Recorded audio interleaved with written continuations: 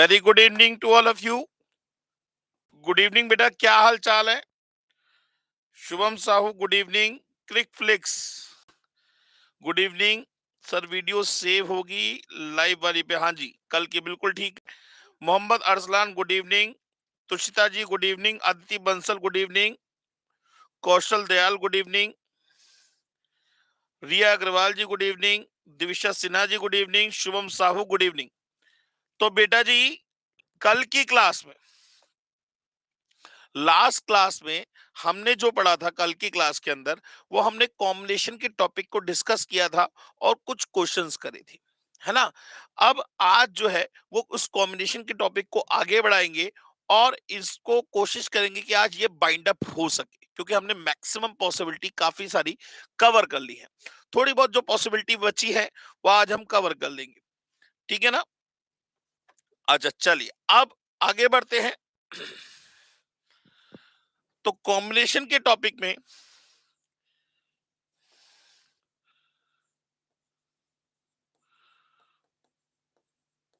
Combination के topic में हमने जो डिस्कस किया था वो दोस्तों क्या था कि जब कभी भी आपको एन थिंग्स में से आर थिंग्स को क्या करना होगा, सेलेक्ट करना होगा। जब कभी भी आपको एन थिंग्स में से आर थिंग्स को क्या करना होगा, सेलेक्ट करना होगा, तो number of selection equals to होता है बेटा एनसीआर के। किसके बराबर होता है? एनसीआर के। और एन में से आर चीजों को सेलेक्ट करने के तरीके हो गए NCR, that is equals to n factorial upon r factorial और एन माइनस आर का whole factorial. Here n is always greater than equals to r होगा। बात समझ में आ गई?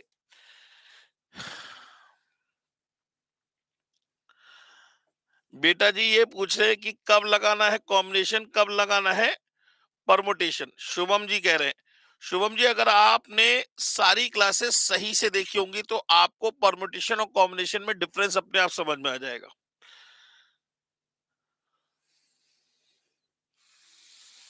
आप ये कह रहे हैं कब इंटू करना है, कब प्लस करना है, तो जब तक ग्रुप खत्म नहीं होगा तब तक आप मल्टीप्लाई का साइन लगाएंगे। जैसे ही ग्रुप खत्म हो जाएगा वैसे ही प्लस का साइन लगाएंगे, ठीक है ना। फिलहाल आगे बढ़ने दीजिए, बात करते हैं। तो कॉम्बिनेशन के टॉपिक में हम लोगों ने कुछ क्वेश्चंस किए थे, लेडीज और जेंट्स वाले, कमिटी वाले क्वेश्चंस करे थे। अब आज जो मैं क्वेश्चंस कराने जा रहा हूं बेटा वो बहुत अच्छे क्वेश्चन है और कुछ स्पेशल क्वेश्चन भी कह सकते हैं। जैसे जैसे मैं सीधे सीधे क्वेश्चन लेके चलता हूं तो शायद आपको ज्यादा समझ में आएगा।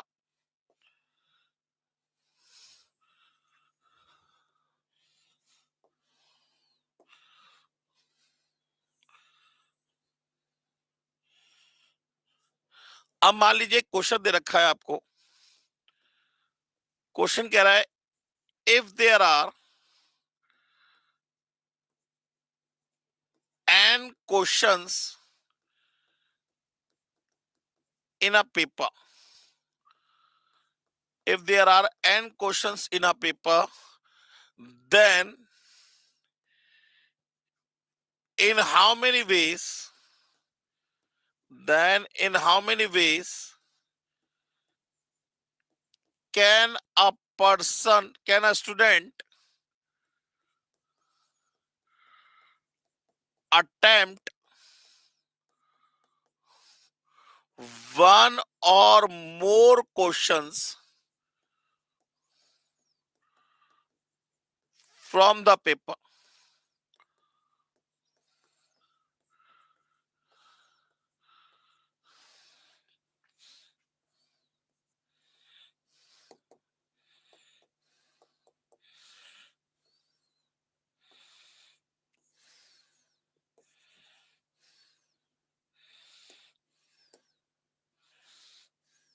ये क्या हो गया? शिवम सर जरा देखिएगा कि क्या हो गया।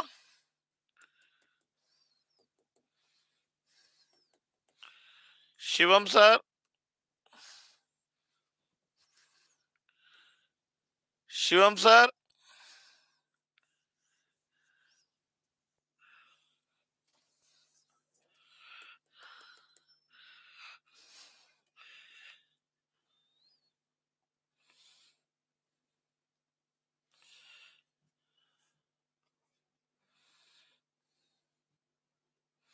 ये हो क्या रहा है, ये बार बार हो रहा है, इसको देखिएगा कैसे खुल गया है अपने आप। कहाँ से? अपने आप ही खुल गया। हाँ जी सर। फ्रॉम द पेपर, ये क्वेश्चन है सर। अब क्वेश्चन कह रहा है कि if there are n questions from the paper, एक पेपर में एन क्वेश्चन है, मान लीजिए 5 क्वेश्चन है, 10 क्वेश्चन है, 20 क्वेश्चन है, कैसे भी बात कर सकते हैं। Then in how many ways can a student attempt one or more question from the paper. हाँ जी, एक या एक से ज्यादा क्वेश्चन करने की कितनी चॉइसेस? भाई या तो एन में से कोई एक कर सकता था तो NC1, कोई 2 कर सकता था NC2, कोई 3 कर सकता था NC3, up to so on to क्या हो जाएगा NCN। तो दैट इज इक्वल टू क्या होता है 2 टू द पावर n-1। यहां तक सबको समझ में आ गया बेटा जी? यहां तक सबको समझ में आ गया? समझ में आ गया हो तो M टाइप करिए, समझ में ना आया तो D टाइप करिए। समझ में आया हो तो M टाइप करिए, समझ में ना आया हो तो D टाइप करिए। भाई कोई टाइप ही नहीं कर रहा। समझ में आ गया हो तो M टाइप करिए, समझ में ना आया हो तो D टाइप करिए। सिद्धार्थ जी ने लिखा M, बहुत बढ़िया। अब जरा क्वेश्चन को देखिएगा, मैं चेंज कर रहा हूं, बहुत ध्यान से देखिएगा। क्वेश्चन है if there are n questions in a paper in which each having an alternative, in which each having an alternative, then in how many ways, then in how many ways can a student attempt one or more question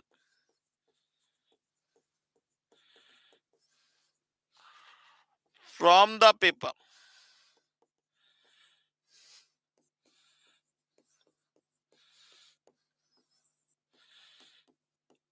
हाँ जी sir, बहुत ध्यान से तसल्ली से question को पढ़िएगा, इसलिए दोनों क्वेश्चन साथ में भी लिखे हैं मैंने।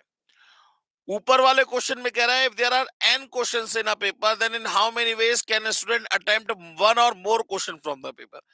इस क्वेश्चन को ध्यान से पढ़िए। क्वेश्चन में कह रहा है if there are n questions in a paper in which each having an alternative, हर एक का आपको एक ऑल्टरनेटिव दे रखा है। होता है ना, ऑप्शन में आते ये करो या फिर ये करो, बिल्कुल सेम वे में। हर क्वेश्चन का अपने आप में एक ऑल्टरनेटिव है।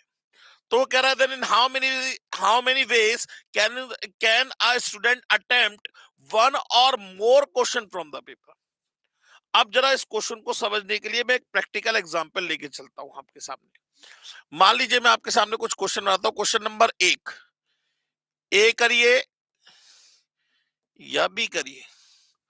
क्वेश्चन नंबर 2, ए करिए या बी करिए।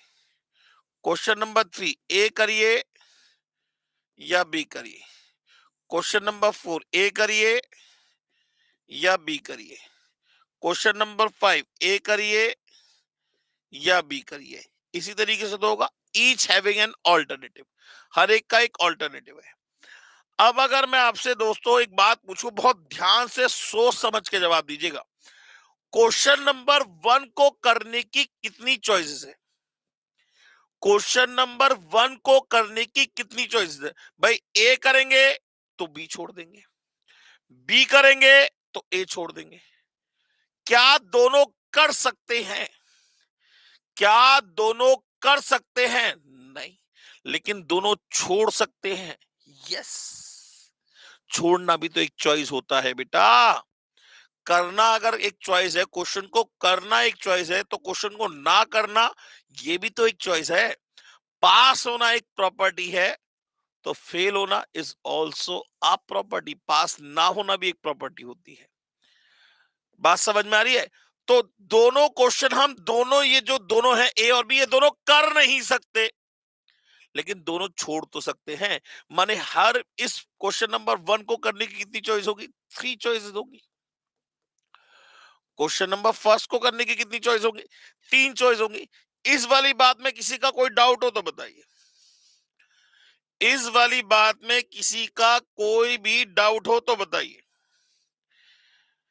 मैं इसलिए आगे तभी बढ़ूंगा जब ये वाला कॉन्सेप्ट आपका क्लियर हो जाएगा। इस वाली बात में किसी को कोई दिक्कत हो तो बताइए। भाई क्वेश्चन नंबर फर्स्ट को करने की 3 चॉइसेस है, ठीक है ना? अटेम्प्ट करने की बात कर रहा हूं। ए करेंगे तो बी छोड़ देंगे, बी करेंगे तो ए छोड़ देंगे। क्या दोनों कर सकते हैं? नहीं सर। क्या दोनों छोड़ सकते हैं? Yes sir. तो क्वेश्चन नंबर फर्स्ट के लिए कितनी चॉइस होगा? You have 3 choices. बात समझ में आ गई सर? कौशल दयाल जी देख लीजिए, बाकी लोग किसी को 1% भी दिक्कत हो तो बताइए। भाई ए करेंगे तो बी छोड़ देंगे, बी करेंगे तो ए छोड़ देंगे। दोनों कर नहीं सकते लेकिन दोनों छोड़ तो सकते हैं। बात समझ में आ गई? बिल्कुल सेम वे में क्वेश्चन नंबर सेकंड को करने की कितनी choices? Again 3 choices. Question number third को करने की कितनी choices? Again 3 choices. Question number fourth को करने की कितनी choices? Again 3 choices. Question number fifth को करने की कितनी चॉइसेस? Again 3 choices. बात समझ में आ गई? तो अगर मैं टोटल चॉइसेस की बात करूं तो टोटल चॉइसेस कितनी होंगी? 3 into 3 into 3 into 3 माने 3 to the power 5, that is the total number of choices to attempt all the questions। लेकिन ध्यान से देखिए, हमें एक या एक से ज्यादा क्वेश्चन अटेम्प्ट करने हैं। मतलब इस 3 की पावर 5 में एक ऐसा वे भी होगा कि ये दोनों भी छोड़ दिए, ये दोनों भी छोड़ दिए, ये दोनों भी छोड़ दिए, ये दोनों भी छोड़ दिए और ये दोनों भी छोड़ दिए। माने एक तरीका तो ऐसा भी होगा जिसमें इस पेपर में हमने कुछ नहीं करा, सब कुछ छोड़ दिया। इस पेपर में हमने कोई क्वेश्चन करा ही नहीं। ये कह रहा ना, वन और मोर, माने कम से कम एक तो करना ही करना है। तो ऐसा एक ही तरीका होगा, -1 कर दे। ये वाली बात सबको समझ में आ गई? बिल्कुल सेम वे में अगर n क्वेश्चन होते तो उसके नंबर ऑफ वेज कितने होते? 3 to the power n -1। ये वाला कॉन्सेप्ट सबको समझ में आ गया बेटा जी? यहां तक किसी को कोई डाउट हो तो बताइए। समझ में आ गया हो तो m टाइप करिए, समझ में ना आया हो तो d टाइप करिए। बच्चे बैठे हैं 19, लाइक है 16। ये तो बात ना इंसाफी है भाई। व्यूअर्स है 19 और लाइक है 16। समझ में आ गया हो तो m टाइप करिए, समझ में ना आया हो तो d टाइप करिए। समझ में आ गया हो तो m टाइप करिए, समझ में ना आया हो तो d टाइप करिए। अभी भी लाइक नहीं बढ़ रहे, लाइक बढ़ाइए सर। पता लगना चाहिए यूट्यूब वालों को क्लास सही जा रही है। एम, बहुत बढ़िया। चलिए, मतलब अगर आपके पास n क्वेश्चन है जिसमें एक ऑल्टरनेटिव चॉइस होगी तो उसमें एक या एक से ज्यादा क्वेश्चन अटेम्प्ट करने की कितनी चॉइस होगी? 3 to the power n -1। बात समझ में आ गई दोस्तों? चलिए आगे बढ़ते हैं सर। चलिए फिर एक क्वेश्चन लेके चलेंगे, अच्छा सा कॉन्सेप्ट लेके चलेंगे।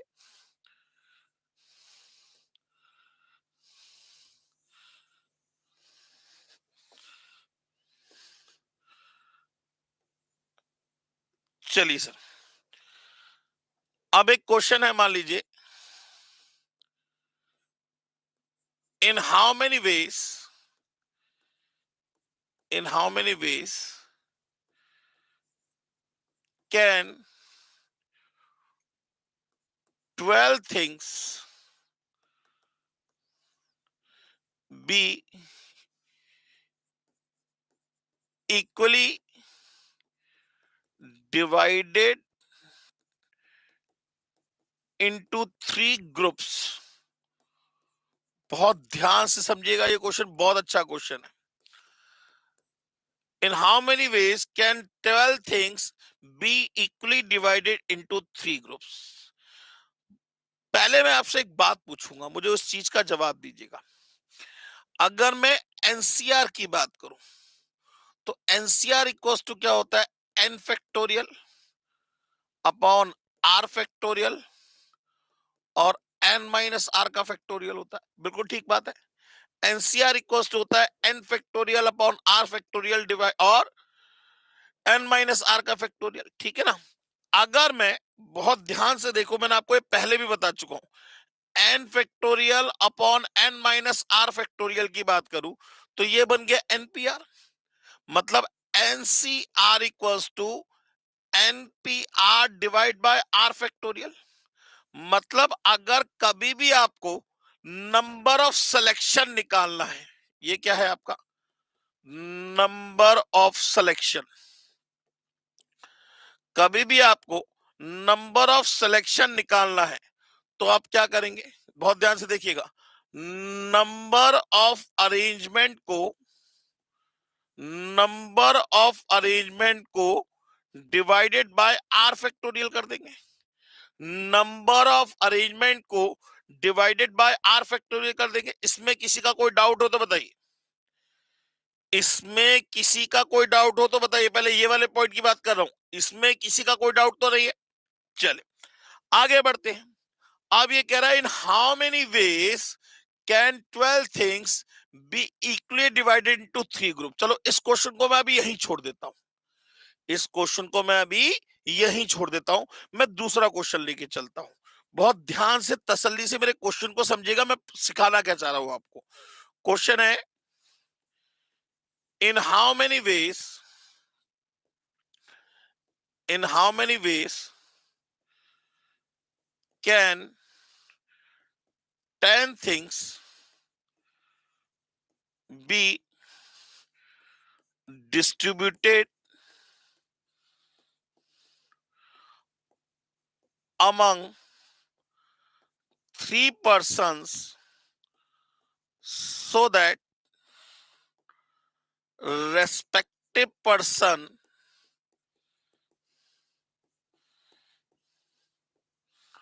will get 2 things, comma 3 things and 5 things respectively। ये क्वेश्चन है सर। ऊपर वाला क्वेश्चन मैंने अभी बिल्कुल छोड़ दिया है, मैंने इसके ऊपर में बात ही नहीं करी आपसे। मैं कह रहा हूं, क्वेश्चन कह रहा है in how many ways can 10 things, मतलब आपके पास 10 अलग अलग चीजें हैं, बी डिस्ट्रीब्यूटेड अमंग 3 पर्सन, आपको ये 3 पर्सन में बांटनी है। मैं अगर इसकी इमेज बनाऊं, इसको रब कर देता हूं, बहुत ध्यान से देखिएगा इस क्वेश्चन को, बहुत अच्छा क्वेश्चन है बेटा। ये 3 पर्सन है, 1 2 और 3, और इनके बीच में T1 T2 T3 T4 T5 up to so on to T10 तक जा रहा है। ये 10 चीजें क्या करनी है, डिस्ट्रीब्यूट करनी है, so that the respective person will get 2 things 3 things and 5 things. माने इसको मिले 2 चीजें, 2 थिंग्स ये लेगा, 3 थिंग्स ये लेगा और 5 थिंग्स ये लेगा। अब मुझे सबसे पहले ये सोच के समझ के जवाब दीजिएगा, आप सबसे सही बात कर रहा हूं मैं, ये क्वेश्चन परमुटेशन का है या कॉम्बिनेशन का है, तब तो आगे बढ़ेंगे। मैं आगे नहीं बढ़ने वाला जब तक आप मुझे ये जवाब नहीं देंगे। मैं इसकी बात कर रहा हूं, इस क्वेश्चन को बिल्कुल भूल जाइए। ये 10 चीजें आपके सामने रखी हुई हैं, पहले पर्सन को 2 मिलनी चाहिए, दूसरे को 3 मिलनी चाहिए, तीसरे को 5 मिलनी चाहिए। ये क्वेश्चन परमुटेशन का है या कॉम्बिनेशन का। बहुत आराम से, जल्दबाजी नहीं दिविशा जी, बिल्कुल जल्दबाजी नहीं, 1% भी जल्दबाजी मत करिएगा, सोचिए। देखिए कॉम्बिनेशन के अंदर हमेशा याद रखिएगा, आप किसकी बात करते हैं, सिलेक्शन की बात करते हैं या ग्रुप की बात करते हैं। यहां कहीं भी वर्ड सिलेक्शन, चूज या ग्रुप की बात तो हुई नहीं, तो ये कॉम्बिनेशन का कैसे हो गया दिविशा जी? ये क्वेश्चन कॉम्बिनेशन का कैसे बना, मुझे भी तो बताइए भाई। इसमें कहीं भी ऐसा आया कि 10 चीजों को 3 ग्रुप में डिवाइड करना है? नहीं ना। इसको 3 पर्सन में डिस्ट्रीब्यूट करना है। लेटर्स को क्या करते थे? डिस्ट्रीब्यूट करते थे। पर्सन को क्या करते थे? हम ट्रेन से भेजते थे या होटल में स्टे कराते थे। ये सारे क्वेश्चन मैंने आपको कराए हैं। तो ये क्वेश्चन परमुटेशन का है या कॉम्बिनेशन का है? तो सीता जी ने लिख के भेजा, सर परमुटेशन कॉम्बिनेशन दोनों का है। नहीं, सिर्फ परमुटेशन का क्वेश्चन है। ये सिर्फ परमुटेशन का क्वेश्चन है। कमल परमार जी ने परमुटेशन बोला, सिद्धार्थ जी ने परमुटेशन बोला, क्रिक फ्लिक्स जी ने परमुटेशन बोला, अर्सलन ने परमुटेशन बोला। बिल्कुल ठीक बात, ये क्वेश्चन परमुटेशन का है। तो हम क्या करेंगे? इसको टोटल वेज माने 10 फैक्टोरियल डिवाइडेड बाय, इसको दो चीजें लानी है तो divide by 2 factorial, divide bye 3 factorial और डिवाइड बाय 5 फैक्टोरियल। ये तो होगा नंबर ऑफ अरेंजमेंट। ये तो क्या होगा? नंबर ऑफ अरेंजमेंट होगा। ये क्या हो गए? Number of permutation. ये क्या हो गए? Number of permutation. अगर मुझे इसे नंबर ऑफ सिलेक्शन में चेंज करना है, अगर मुझे इसे नंबर ऑफ सिलेक्शन में चेंज करना है, तो देखा जाए ये पूरी वैल्यू क्या है? ये पूरी वैल्यू एनपीआर की वैल्यू है। कैसे भी आई हो, हम इससे क्या मतलब? तो एनपीआर को हम किससे डिवाइड करते हैं? आर फैक्टोरियल से। एनपीआर को हम किससे डिवाइड करते हैं? आर फैक्टोरियल से। माने इस पूरी वैल्यू को कितने ग्रुप में डिवाइड किया हमने? 3 में। तो अगर मैं 3 से डिवाइड 3 फैक्टोरियल से डिवाइड कर दूं तो हमारा किस में चेंज हो जाएगा? ये नंबर ऑफ सिलेक्शन में चेंज हो जाएगा। ये नंबर ऑफ सिलेक्ट में चेंज हो जाएगा। मोहम्मद असलान कह रहे हैं सर सिलेक्ट भी करना है और अरेंज भी करना है इसमें। नहीं नहीं नहीं नहीं, सिर्फ इस क्वेश्चन की बात करूं। आप इस क्वेश्चन पे मत जाइए, मैं सिर्फ इस क्वेश्चन की बात कर रहा हूं। यहाँ 10 अलग अलग चीजें हैं। जैसे मान के चलिए आपके घर में कोई एक सेलिब्रेशन हो रहा है, एक पार्टी हो रही है, 10 अलग अलग गिफ्ट है, 10 की पन्नी अलग अलग है, 3 पर्सन सामने बैठे हुए हैं। सबसे बड़े वाले बच्चे को 2 गिफ्ट मिलेंगे, उससे छोटे वाले को 3 और सबसे छोटे वाले को 5। मतलब आपको क्या करना है? गिफ्ट को डिस्ट्रीब्यूट करना है। तो यहां तो ग्रुपिंग की कहीं बात ही नहीं आई बेटा, सिलेक्शन की कहीं बात ही नहीं। हम तो सिर्फ अरेंजमेंट की बात कर रहे हैं। तो हमने 2 का एक बंडल बना लिया, 3 का बना लिया, 5 का बना लिया। टोटल अरेंजमेंट हो गया 10 factorial divide by 2 factorial, 3 factorial, 5 factorial. बात समझ में आ गई? अगर मैं इस क्वेश्चन को सिलेक्शन में चेंज करना चाहूं, तब की बात कर रहा हूं, तो क्या करेंगे? एनपीआर को आर फैक्टोरियल से डिवाइड कर देंगे। अब जरा बहुत ध्यान से समझिएगा, ये क्वेश्चन तो क्लियर हो गया। अब इसी वे में बहुत ध्यान से देखिएगा। मैंने एक क्वेश्चन कहा आपसे, मैंने कहा in how many ways can 15 oranges 15 oranges be equally distributed among 3 persons? अब आपको पता है हर पर्सन को कितने कितने ऑरेंजेस मिलेंगे? इक्वली डिस्ट्रीब्यूट करने हैं तो हर पर्सन को कितने कितने ऑरेंजेस मिलेंगे? हर पर्सन को कितने कितने ऑरेंज मिलेंगे? जवाब लिख के भेजिए। हर पर्सन को कितने कितने ऑरेंज मिलेंगे?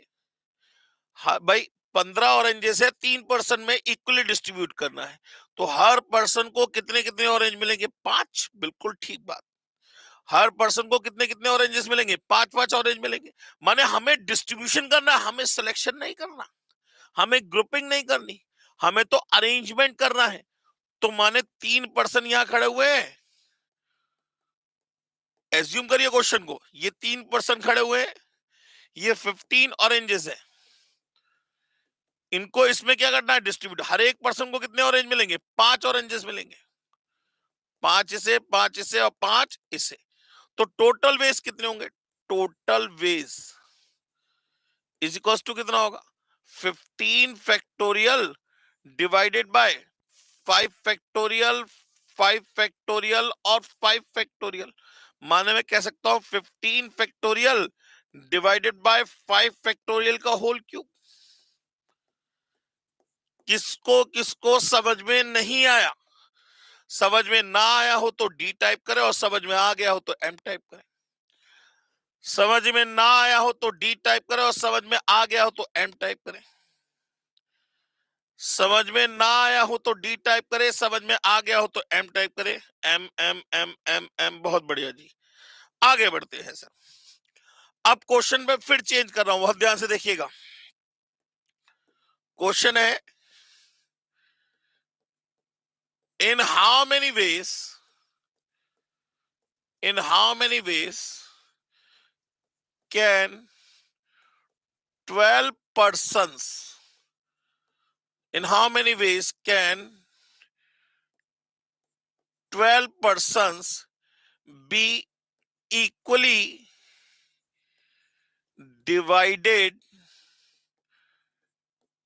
into 4 groups? अब जरा ध्यान से देख के बताइएगा, बाकी लोग सोच समझ के जवाब दीजिएगा। अब ये क्वेश्चन कॉम्बिनेशन का है या परमुटेशन का है? अब ये क्वेश्चन कॉम्बिनेशन का है या परमुटेशन का है? अब ये क्वेश्चन परमुटेशन का है या कॉम्बिनेशन का है? जल्दी से बताइए, जल्दी से। अब ये क्वेश्चन परमुटेशन का है या कॉम्बिनेशन का है? सर लोग देख रहे हैं, 17 लाइक है, 16। ये तो गलत बात है भाई, ये तो बहुत ज्यादा गलत बात है। कॉम्बिनेशन का कैसे पता लगा? ग्रुप में डिवाइड करना है। कैसे पता लगा? ग्रुप में डिवाइड करना है। तो हम क्या करें, हम सबसे पहले इसमें नंबर ऑफ अरेंजमेंट निकाल लेते हैं, क्योंकि यहाँ डिस्ट्रीब्यूशन कुछ अलग तरीके से, पहले डिस्ट्रीब्यूशन वाली बात होगी ना। हर ग्रुप में 4-4, भाई कितने हैं? 12% है। 4 ग्रुप में डिवाइड करना, हमारे हर ग्रुप में कितने कितने परसेंट जाएंगे? 3-3% जाएंगे। तो पहले हम इसे डिस्ट्रीब्यूट कर लेते हैं, बाद में इसे नंबर ऑफ सिलेक्शन में चेंज कर लेंगे। तो अगर मैं मान के चलूं कि 12% है, इसको 4 इक्वली पार्ट में क्या करना है? डिस्ट्रीब्यूट करना है। तो हर ग्रुप में कितने कितने परसेंट जाएंगे? 3-3% जाएंगे। तो अगर नंबर ऑफ अरेंजमेंट की बात करूं तो ये हो जाएगा 12 factorial divided bye 3 factorial, 3 factorial, 3 factorial और 3 फैक्टोरियल। ये तो निकल के आया नंबर ऑफ अरेंजमेंट। ये तो निकल के आया नंबर ऑफ अरेंजमेंट। लेकिन अगर मुझे इसे नंबर ऑफ सिलेक्शन में चेंज करना है तो क्या करूंगा? आर फैक्टोरियल से डिवाइड करूंगा। आर का मतलब कितने ग्रुप में डिवाइड किया गया? 4। तो डिवाइड बाय 4 फैक्टोरियल, ये आ गया नंबर ऑफ सिलेक्शन। समझ में आ गई बात? तो that is equals to 12 factorial divided by 4 factorial और 3 फैक्टोरियल की पावर 4। कई बुद्धिजीवी लोग इसका, आपको इसका जो है वो शॉर्ट ट्रिक बताएंगे, लेकिन आपको शॉर्ट ट्रिक याद करने की जरूरत ही नहीं है। बात समझ में आ गई या नहीं आई? किसी का कोई डाउट हो तो वो डी टाइप करे और समझ में आ गया हो तो वो एम टाइप करे। अगर डाउट हो तो डी टाइप करे और समझ में आ गया हो तो एम टाइप करे। सबको समझ में आ गया बेटा जी? सबको समझ में आ गया बेटा जी? चलिए सर आगे बढ़ते हैं। अब एक क्वेश्चन है,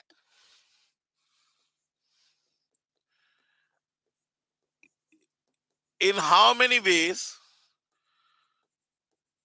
in how many ways can 4 letters be selected from the letter of the word, from the letter of the word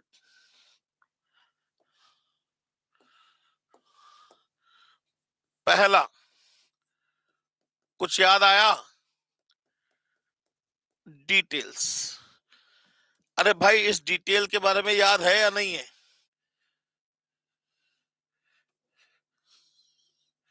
पहला डिटेल्स। अरे इसको भूल तो नहीं गए डिटेल्स को? क्वेश्चन कह रहा है, in how many ways can 4 letters be selected, साफ साफ लिखा हुआ सिलेक्शन करना है, from the letter of the word details.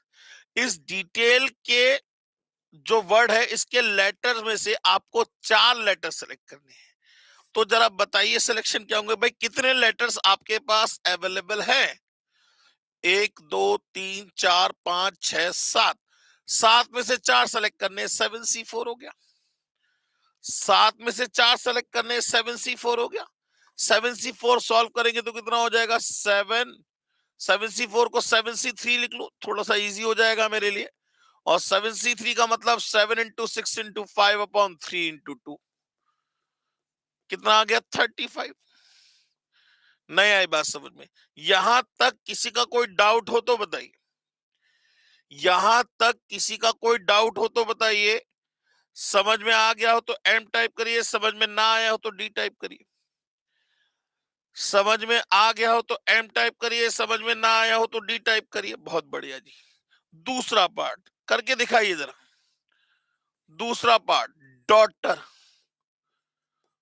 दूसरा पार्ट, डॉटर। हाँ जी सर। डॉटर में हमें क्या करना है? डॉटर में कितने लेटर्स हैं आपके पास? 8। 8 में से किन्हीं भी 4 लेटर को सेलेक्ट करना है। आंसर बताइए क्या होगा? 8 में से किसी भी 4 लेटर को सेलेक्ट करना है। 8C4। 8C4 70 होता है, चाहे आप सॉल्व करके देख लीजिएगा। 8 into 7 into 6 into 5 upon 4 into 3 into 2, ये कट गया, 4 2 जा कट गया, आंसर आ गया 70। यहां तक सबको समझ में आ गया बेटा जी? यहां तक सबको समझ में आ गया? अभी तक ध्यान से देखिएगा, कहीं भी किसी टाइप के लेटर्स की कोई रिपीटेशन नहीं हो रही। कहीं भी किसी टाइप के लेटर की कोई रिपीटेशन नहीं हो रही। लेकिन अब मैं जो तीसरा पॉइंट दे रहा हूं उसमें लेटर्स की रिपीटेशन कर देते हैं। अरेंजमेंट।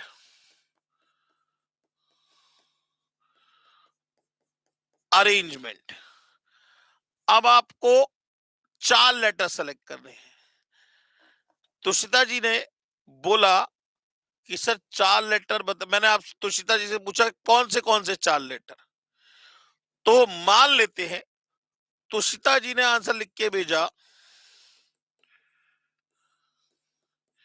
Sir ARNG। इन्होंने क्या करा, तुषिता जी ने चारों लेटर अलग अलग सेलेक्ट करे। ठीक है ना? इसके बाद दिविशा जी की बात करते हैं। दिविशा जी ने कहा सर AARN। माने दिविशा जी क्या कर रही हैं? 2 लेटर एक जैसे और 2 लेटर अलग अलग सेलेक्ट कर रही हैं। इसके बाद सिद्धार्थ जी। सिद्धार्थ जी बोले कि साहब AA और RR। मतलब अगर मैं बात करूं, बहुत ध्यान समझिएगा मैं कहना क्या चाह रहा हूं। आप लोग सामने बैठे जरूर है, जवाब नहीं दे सकते। यही बैच अगर फेस टू फेस में चल रहा होता तो आपको बड़ा मजा आता इन चीज को समझ में, क्योंकि मैं आपसे पूछता। यहाँ रिप्लाई करने में क्या होगा, आपको टाइम ज्यादा लगता है। अगर मैं बात करूं इसकी, तो यहाँ पे ऑल 4 लेटर्स आर डिफरेंट। चारों के चारों लेटर क्या है आपके? डिफरेंट है। इस वाले केस की बात करें तो 2 are same and 2 are different. 2 एक जैसे हैं और 2 अलग अलग हैं। और इसकी हम बात करें तो 2 are same and 2 are same. माने 2 एक जैसे और 2 एक जैसे, चारों एक जैसे नहीं है। 2 एक जैसे और 2 एक जैसे हैं। माने जब कभी भी लेटर्स की रिपीटेशन हो रही होगी तो उस कंडीशन में आपको केसेस बनाने पड़ेंगे, क्योंकि ये मैटर करता है कि आप चारों लेटर अलग अलग ले रहे हो, 2 एक जैसे या 2 अलग अलग ले रहे हो, या 2 एक जैसे और 2 एक जैसे ले रहे हो। मान लीजिए अगर कोई लेटर 3 बार रिपीट हो रहा होता तो 3 एक जैसे एक अलग ले रहे हो। ये तो टोटली डिपेंड करता है कि वर्ड के ऊपर। अब अगर मैं इस वर्ड की बात करूं तो यहां पे जरा ध्यान दीजिएगा। एक तो AA है, सही है। एक RR है, बिल्कुल ठीक है। एक NN है, बिल्कुल ठीक है। एक EE है, बिल्कुल ठीक है। और बाकी GMT ये है। बात समझ में आ गई? कुल मिला के टोटल हो गए आपके 11 लेटर, और इसको मैंने ब्रैकेट में बंद कर दिया। बात समझ में आ गई? माने अब इन 11 लेटर में से आपको क्या करना है, 4 लेटर सेलेक्ट करने हैं। इन 11 लेटर में से आपको 4 लेटर सेलेक्ट करने हैं। पहला केस ये कि चारों के चारों लेटर क्या होने चाहिए, डिफरेंट होने चाहिए। पहला केस ये कि चारों के चारों लेटर क्या होने चाहिए, डिफरेंट, मतलब डिफरेंट होने चाहिए।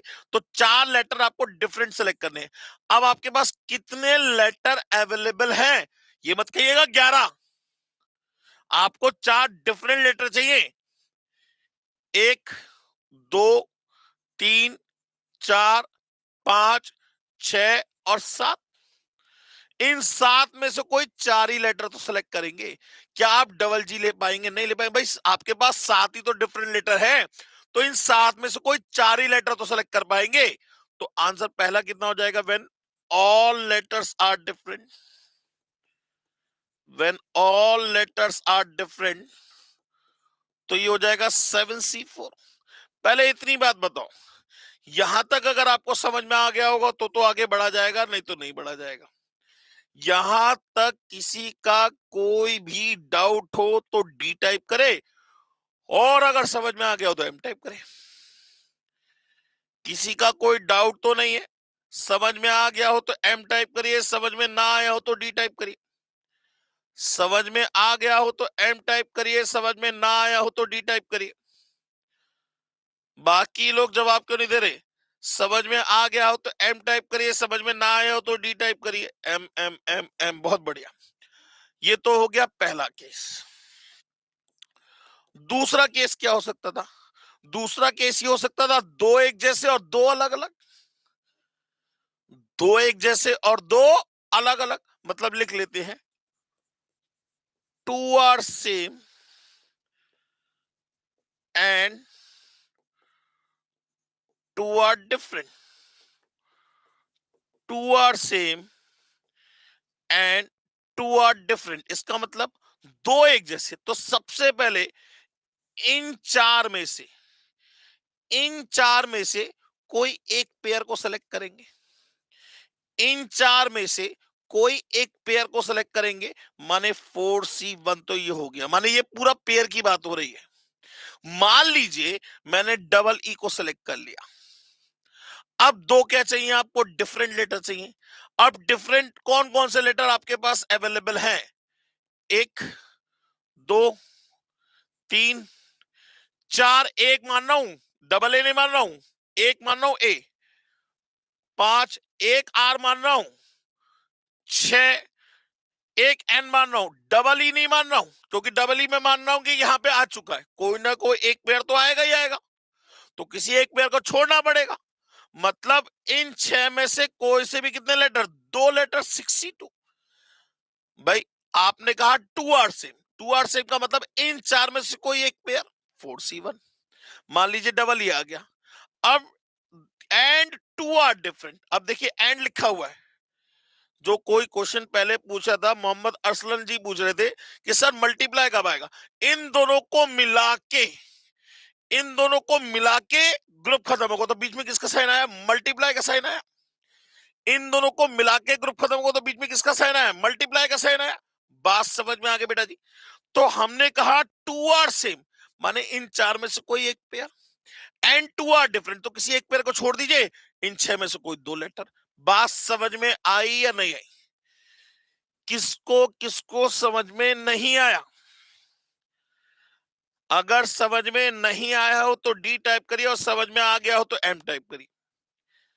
समझ में नहीं आया हो तो डी टाइप करिए, समझ में आ गया हो तो एम टाइप करिए। समझ में नहीं आया हो तो डी टाइप करिए, समझ में आ गया हो तो एम टाइप करिए। बहुत बढ़िया जी, एम एम एम एम। तीसरा केस, तीसरा केस, तीसरा केस क्या बनेगा, टू आर सेम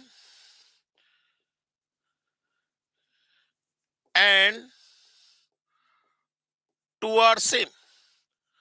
दो एक जैसे और दो एक जैसे, माने सीधे सीधे कहिए ना, इन 4 में से कोई 2 पेयर, माने क्या हो जाएगा, 4C2। इन 4 में से कोई 2 पेयर, भाई डबल जी ले नहीं सकते, डबल एम ले नहीं सकते, डबल टी ले नहीं सकते, तो इन 4 में से कोई 2 पेयर। तो ये केस अलग निकाल लीजिए, 7C4 हो गया आपका 35। 4 इंटू 15 60, 4C2 हो गया 6, नहीं 4 3 12 सही है। तो टोटल आंसर आ गया 101। बात समझ में आई या नहीं आई?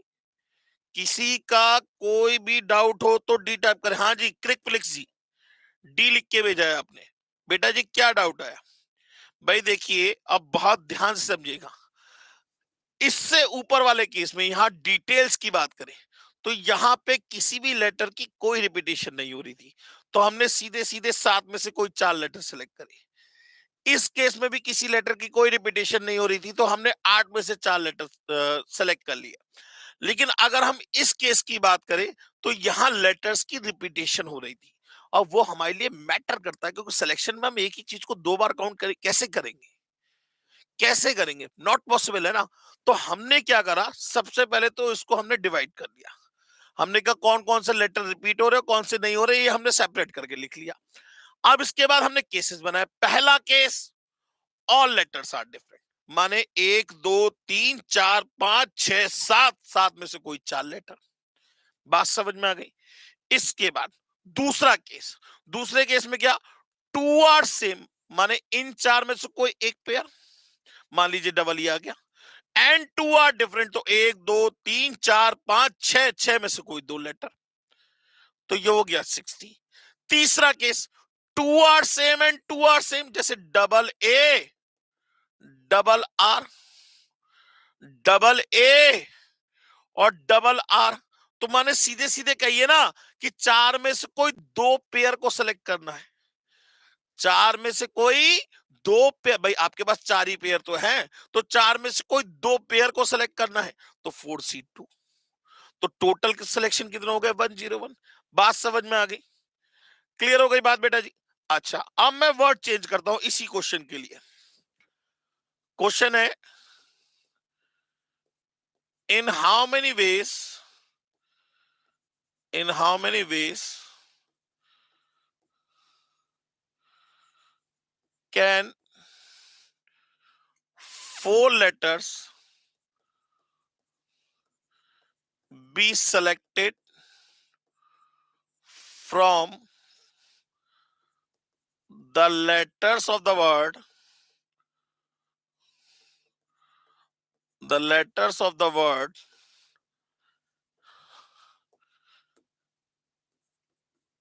एग्जामिनेशन। ये आपका बुक का क्वेश्चन है, एक्सरसाइज में भी है और एडिशनल में भी है, मैथमेटिक्स भी है। सेम एग्जामिनेशन और मैथमेटिक्स सेम रहेगा, ठीक है ना।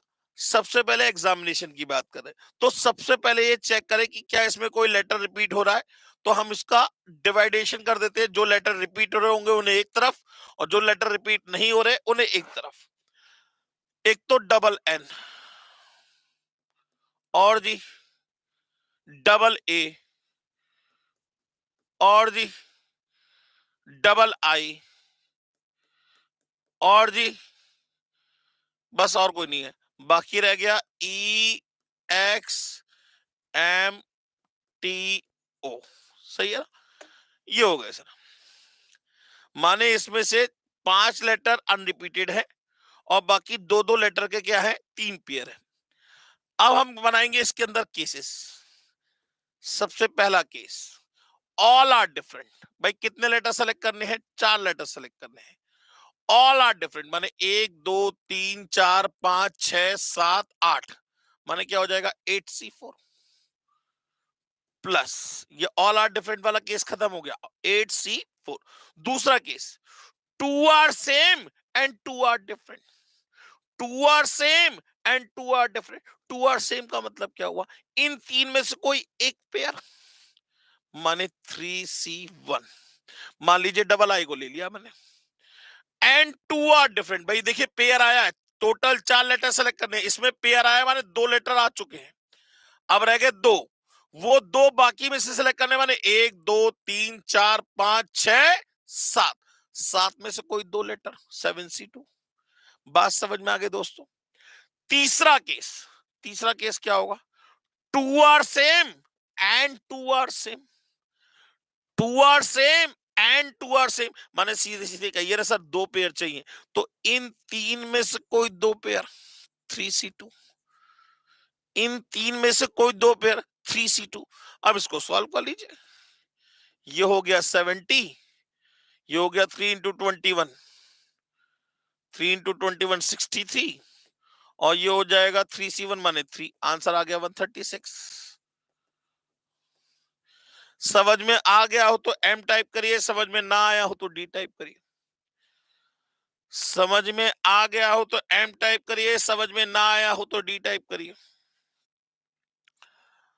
समझ में आ गया हो तो एम टाइप करिए, समझ में ना आया हो तो डी टाइप करिए। M M M M M, बहुत बढ़िया जी। अब इसी में एक क्वेश्चन और भी बनता है सर, बहुत ध्यान से देखिएगा। दूसरे क्वेश्चन की बात करते हैं। क्वेश्चन कह रहा है how many words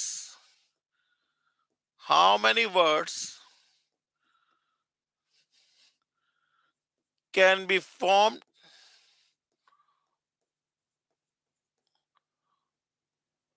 by using 4 letters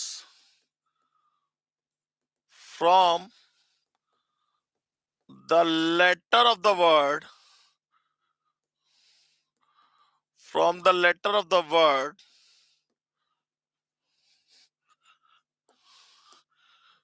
पहला,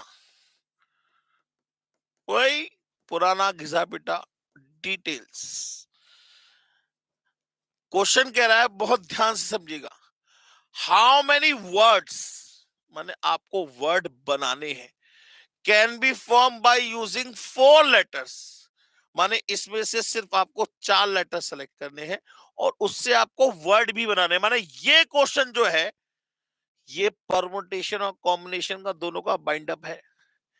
पहले आपको क्या करना है, 4 लेटर को सिलेक्ट करना है और जो 4 लेटर सेलेक्ट होके आए उसे आपको अरेंज भी करना है, क्योंकि वर्ड बनाने की बात हो रही है, हाउ मेनी वर्ड्स की बात हो रही है।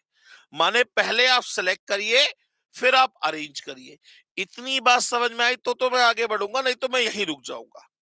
यहां तक बताइए, इतनी बात सबको समझ में आ गई? सबको अपनी अपनी कसम है, देख लो भाई। कोई झूठ बोलेगा तो समझ लेना इतनी बात सबको समझ में आ गई या नहीं आई?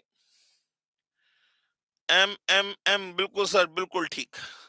तो सबसे पहले इस 7 लेटर में से 4 लेटर को सेलेक्ट करना है, माने 7C4 हो गया। इन 7 लेटर में से 4 लेटर को सेलेक्ट करना है तो 7C4 हो गया। अब कितने लेटर सेलेक्ट हो गया है? मान लीजिए 4 लेटर सेलेक्ट हो गया है, SLDI, ये लेटर सेलेक्ट हो गया। इन 4 लेटर से कितने वर्ड बनाए जा सकते हैं? Into 4 factorial. इन 4 लेटर से कितने वर्ड बनाए जा सकते हैं? Into 4 factorial. बात समझ में आई या नहीं है? बात सबको समझ में आ गई बेटा जी? इन 4 लेटर से कितने वर्ड बनाए जा सकते हैं? इंटू 4 फैक्टोरियल कर दिया। क्लियर हो गई बात? अच्छा, बिल्कुल सेम वे में अगर मैं कहता दूसरा केस मैथमेटिक्स, चलिए मैथमेटिक्स की बात करूं। सबसे पहले याद रखिएगा, पहले हमें सिलेक्शन करना है फिर हमें अरेंजमेंट करना है। अब मैथमेटिक्स में मुझे दिखाई दे रहा है कि लेटर्स की रिपीटेशन हो रही है, तो मैंने सबसे पहले जो लेटर्स रिपीट कर रहे हैं उनको अलग तरीके से लिख दिया। जैसे एक तो डबल एम रिपीट कर रहा है, एक डबल ए रिपीट कर रहा है, और एक डबल टी रिपीट कर रहा है, और कुछ सर, और कुछ नहीं रिपीट कर रहा। बाकी आ गया एच ई, डबल ए हो गया, डबल एम हो गया, HEICS, ये हो गया सर। माने 3 पेयर अवेलेबल है और 5 लेटर डिफरेंट है, ठीक है ना? अब अगर मैं बात करूं बेटा जी, इसमें हमको क्या करना है? वर्ड बनाना है। बहुत ध्यान से तसल्ली से सुनिएगा, बहुत ध्यान से बेटा, जल्दबाजी मत करिएगा। वर्ड बनाने के लिए सबसे पहले हमें सिलेक्शन करना पड़ेगा, क्योंकि बिना सेलेक्ट किए तो हम वर्ड बना ही नहीं पाएंगे। पहले सिलेक्शन करेंगे फिर वर्ड बनाएंगे। तो पहले अगर मैं बात करूं तो पहला सिलेक्शन क्या होगा, पहला केस आप बनाओगे all four letters are different. आप ऐसे ही तो बनाओगे all four letters are different, माने इनमें से चार लेटर लोगे लेकिन चारों के चारों क्या होने चाहिए, डिफरेंट होने चाहिए। तो अगर मैं बात करूं तो all four letters are different माने 1 2 3 4 5 6 7 8 माने 8C4 हो जाएगा। 8 में से कोई से भी चार लेटर, मान लीजिए चार लेटर आपने सेलेक्ट कर लिए HETA, ये चार लेटर सेलेक्ट कर लिए। इन चार लेटर से कितने वर्ड बनाए जा सकते हैं sir, into 4 factorial, into 4 factorial. भाई चारों लेटर अलग अलग है, इंटू 4 फैक्टोरियल। यहां तक समझ में आ गया बेटा जी। चलिए दूसरा केस, दूसरा केस, दूसरा केस क्या होगा, two are same, two are same and two are different, two are same and two are different. सबसे पहले तो हमारा काम क्या होगा, सिलेक्शन करने का होगा। टू आर सेम का मतलब इन तीन में से कोई एक पेयर 3C1। याद रखिएगा ये टू लेटर्स की बात हो रही है जो रिपीट सेम है, टू टू सेम लेटर्स, ठीक है ना। अच्छा two are same, two are same तो हो गया, मान लीजिए डबल टी ले लिया। अब टू आर डिफरेंट तो 1 2 3 4 5 6 7, इन सात में से कोई दो लेटर, इन सात में से कोई दो लेटर, सिलेक्शन हो चुका कंप्लीट। मान लीजिए आपने लिया डबल टी और एम और एस, डबल टी एम और एस। अब इन चार लेटर से कितने वर्ड बनाए जा सकते हैं, तो into 4 factorial divided bye 2 factorial. आप कहेंगे सर ये डिवाइड क्यों किया, सर टी दो बार रिपीट हो रहा है, जो चीज रिपीट होगी उतने का फैक्टोरियल डिवाइड में आता है, ये तो हमने परमुटेशन में सीखा था। जो लेटर जितनी बार रिपीट होता है उसका फैक्टोरियल उतनी बार डिवाइड में आता है। बात समझ में आ गई या नहीं आई। देखिए हमने यहां पे किया सिलेक्शन और ये किया अरेंजमेंट, ये किया टोटल सिलेक्शन, ये किया अरेंजमेंट। यहां तक बात सबको समझ में आ गई या नहीं आई, यहां तक बात समझ में आ गई बेटा या नहीं आई। अगर समझ में आया हो तो एम टाइप करिए, समझ में ना आया हो तो डी टाइप करिए। समझ में आया हो तो एम टाइप करिए, समझ में ना आया हो तो डी टाइप करिए। समझ में आया हो तो एम टाइप करिए, समझ में ना आया हो तो डी टाइप करिए। एम एम एम, बहुत बढ़िया जी। अभी तीसरा केस और रह गया सर, अभी तीसरा केस और रह गया, two are same and two are same, two are same and two are same. माने सीधे सीधे कहिए ना कि इन तीन में से कोई दो पेयर 3C2।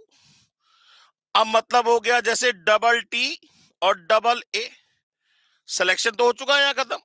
अब इससे कितने वर्ड बनाए जा सकते हैं, into 4 factorial divided bye 2 factorial और 2 फैक्टोरियल, क्योंकि टी भी दो बार रिपीट हो रहा है, ए भी दो बार रिपीट हो रहा है। इन तीनों केसेस को प्लस कर लीजिए, आंसर निकल आएगा। यहां तक बात सबको समझ में आ गई बेटा या नहीं आई, किसी का कोई भी डाउट हो तो बताइए। देखिए यहां पे बना रहे हैं वर्ड, इससे पहले वाले क्वेश्चन में हम क्या कर रहे थे, सिर्फ और सिर्फ सिलेक्शन कर रहे थे।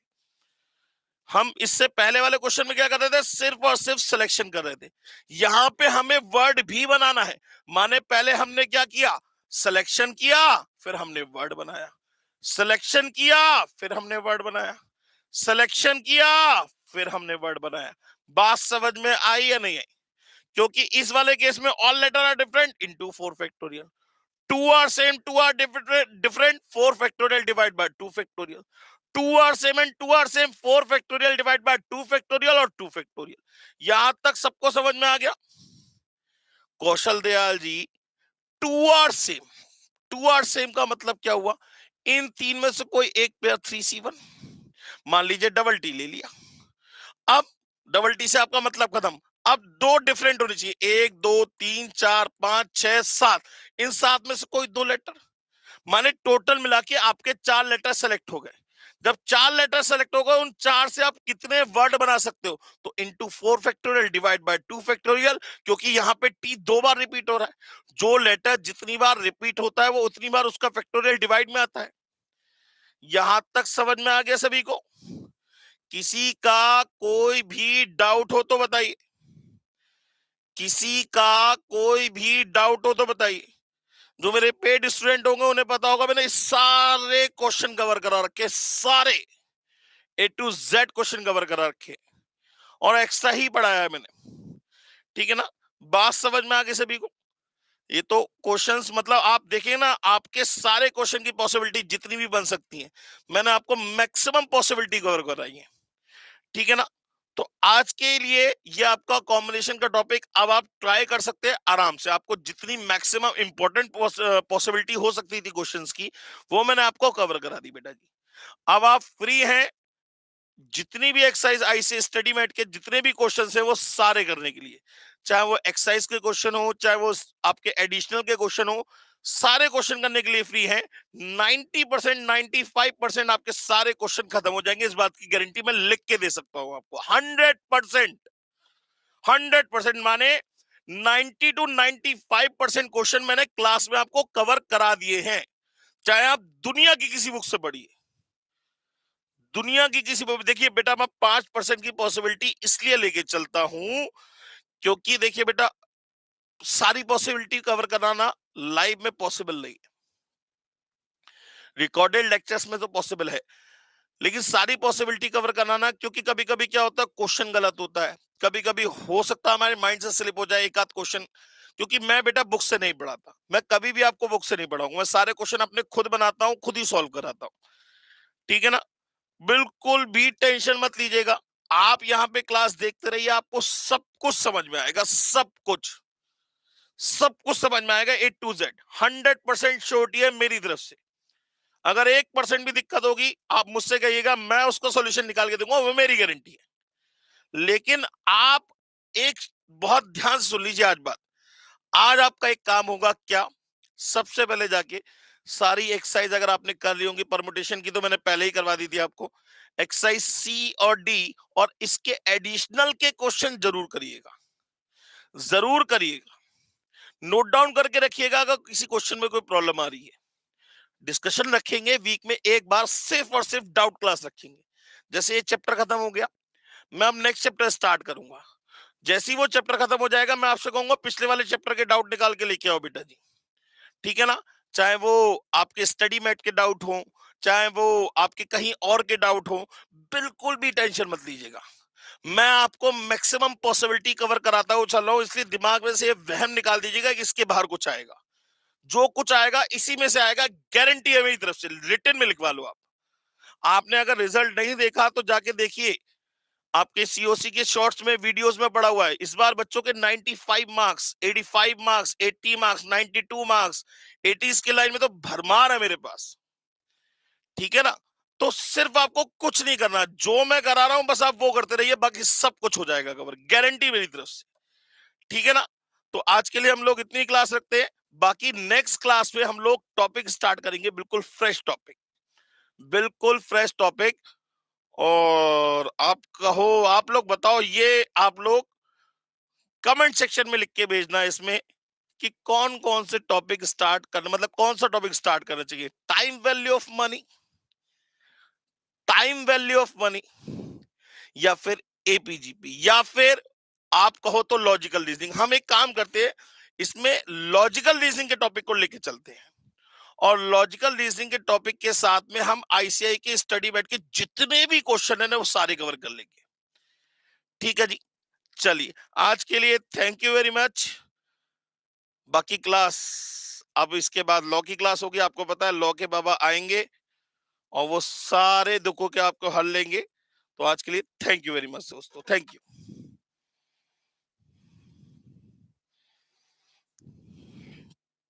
हेलो बच्चों, कैसे हैं आप?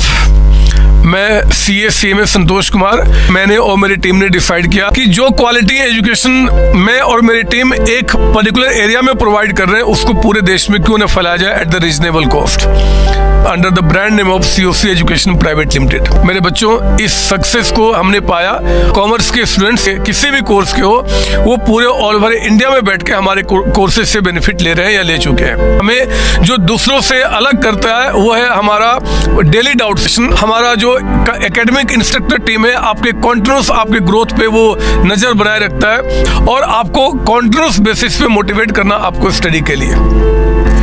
मेरे बच्चों, कुछ रिव्यूज पूरे ऑल ओवर इंडिया से आए हैं, मैं चाहता हूं कि वो आपसे शेयर करूं। This is Komal Mishra of class 11. I am Rishik, preparing for CA Foundation. Hello, my name is Anshika and I'm doing CA Intermediate. Ayaz from Bihar, student of COC since class 11th and now in foundation. I have purchased my CMA Intermediate from CSC Education. Hi everybody, this is Rahul. I am currently pursuing the CMA Finance. मैंने YouTube पर पहली बार तो sir का class देखा, उनके पढ़ाने का तरीका मुझे बहुत ही पसंद आया। Very thankful to Santosh sir. He is really a very nice teacher. अगर मैं संतोष सर के टीचिंग स्टाइल के बारे में बात करूँ तो आपको महसूस ही नहीं होगा कि आप वीडियो क्लासेस में बैठो, आप लाइव क्लासेस में बैठो। Santosh sir has cleared all my doubts and he gives a very तगड़ा concept over accountancy. Thanks to COC, my concepts are pretty clear, my doubts get clear right away and I'm even able to score a good mark. इसलिए मैं संतोष sir का दिल से thank you so much कहना चाहता हूँ। आइए आप भी हमारे साथ ज्वाइन करें और सक्सेस के पाथ पे आप भी हमारे साथ अपने सपनों को पूरा करें। थैंक यू बच्चों।